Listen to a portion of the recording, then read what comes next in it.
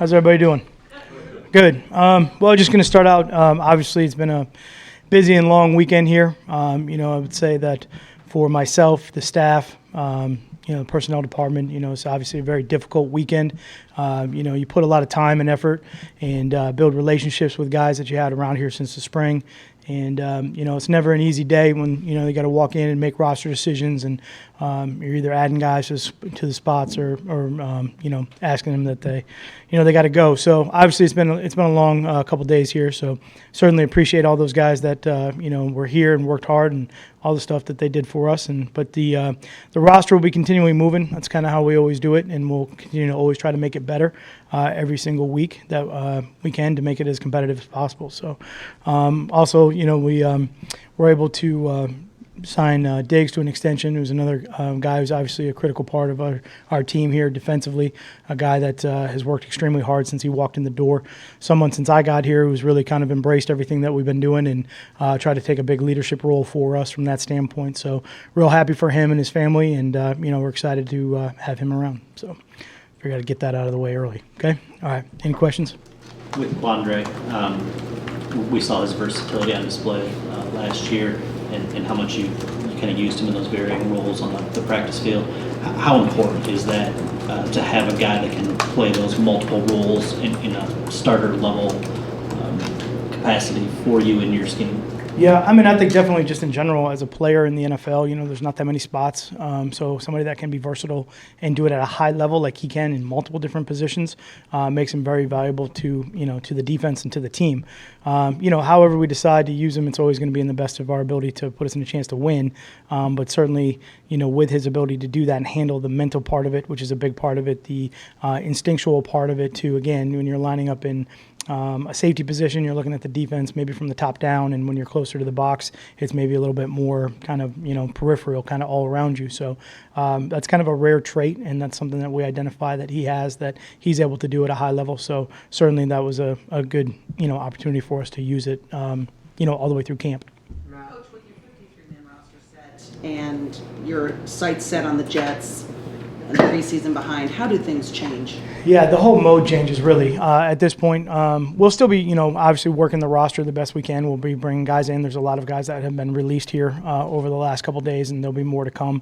So we'll continually try to look at those players to see if they help upgrade us, on our roster. But really at this point, we start to transition into the next phase, which is, specifically trying to game plan for an opponent, the Jets here, on a long week. So we have a little bit of a different schedule than everybody else in the league right now. But really want to focus on their team and see where they're at from their roster and the guys that they bring in. Obviously they have some changes there that they've made so far, and we've got to address those and make sure we understand where all the guys that played through preseason are going to, line up here when we see them next Monday. So it's just a completely different mindset. And we really start diving into scheme, from that standpoint, and really work on what exactly is going to help us win in the game, as opposed to really just player evaluation.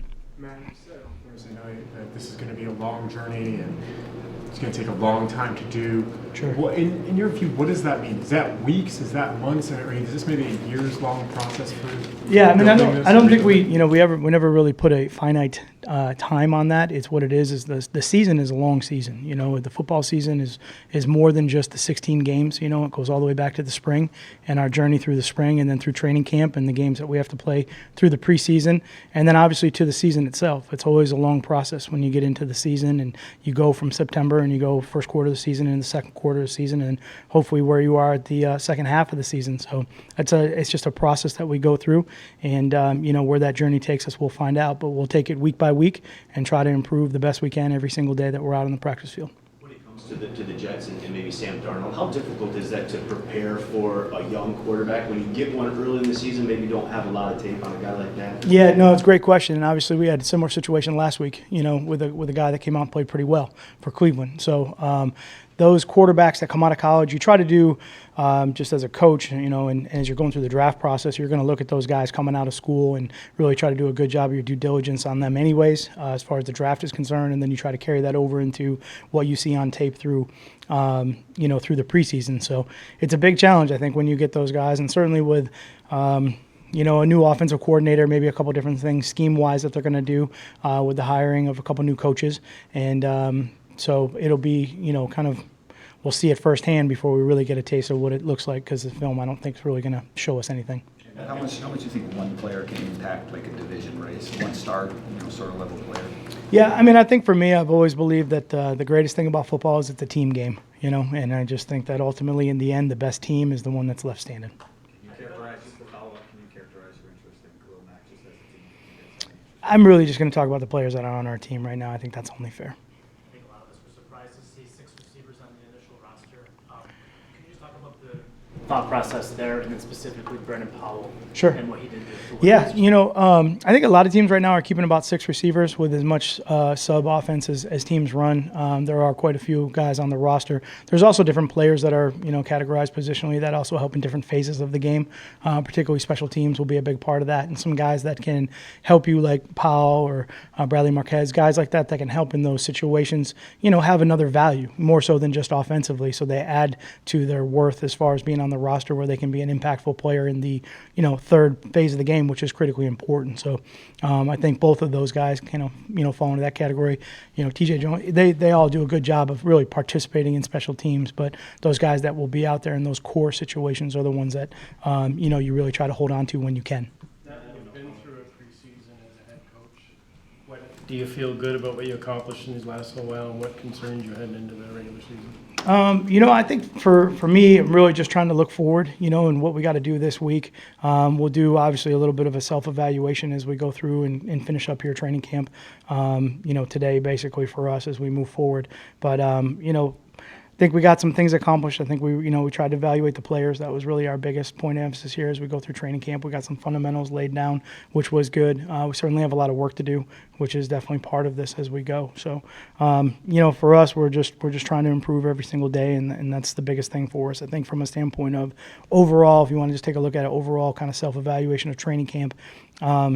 I thought by the end of training camp, I thought things were working a lot smoother, a lot better. The practice was much crisper. I think everything just in general was working better as we went through training camp. And I think, again, for the guys, it's the first time for them going through that. I thought by the end of camp, it was pretty good. I don't know how much you're able to quantify it, but how much have we actually seen of your defense through the preseason versus what we're going to see in the regular season? This is a tip of the iceberg type thing? Well, again, the season will change. You guys have been in practice every day, so you guys have seen quite a bit. So, I think you guys can evaluate what you've seen out on the field from practice and, some of the different looks maybe that we've had. But, for me, the defense will change. Whatever it looks like this week will be, I'm sure, much different than it will be midway through the year. That's kind of how the NFL works, and that's how, whether it's roster or scheme or players, whatever it may be, it all kind of changes. So I think the good thing is that what we try to do is lay a good foundation so that we can build on that as we go. You said on that Castle edge back, what was the difference maybe there in that competition through training camp? I mean, honestly, Jake's here also. So, I mean, two guys that are worked extremely hard all the way through camp, and I thought they competed at a high level. So, there'll still be competition as we go. So that's what's great about that situation right now for us. But certainly I think Matt did a great job of coming in here, from the spring and really learning, the system and the communication and the offense itself. It's definitely, I would say, maybe a little bit different than what he's run in the past from a standpoint of the communication, maybe at the line of scrimmage and some of the tempo, things like that he's been used to. So I thought he did a good job of really getting that under control. And, he has a good presence about himself out on the field also. I think he does a good job of kind of handling the different positions and getting everything checked and changed. And he's seen a lot of defense too, so he can recognize some of those different looks that he's seen based on formationing or personnel, things like that. He has a good recognition of that also. Matt, what do you guys need to get out of Ziggy Ansah this year for this defense to be successful? Well, again, I think the defense as a whole has to be successful as a unit. I think it'll be more than just one player. I think for, Ziggy, it's going to be the same as everybody. Go out and, do his job to the highest of his ability and execution. And whatever we're asking him to do that particular player, that particular week, make sure that it's, as good as it can be and helps us win. So I think from that standpoint, it's not really a situation where I'm going to say this one guy has to do all of this in order for us to win. It's a combined unit effort. Established multi-year consistent pass rushers So one would think that you kind of need him to maybe, it looked like he's maybe going to move around a little bit more too. Sure. I mean, I think the thing about it is, we'll see how it goes during the season, but, guys like that draw different attention from different people, in different groups. And when that happens, you have to be able to adjust and adapt. So I think that was, that's pretty obvious in that situation. So we'll, do whatever we can to put him in the best situation we can for him to make the plays that he can make. And certainly everybody else on that field is going to have to do the same thing. Okay. All right. Thanks.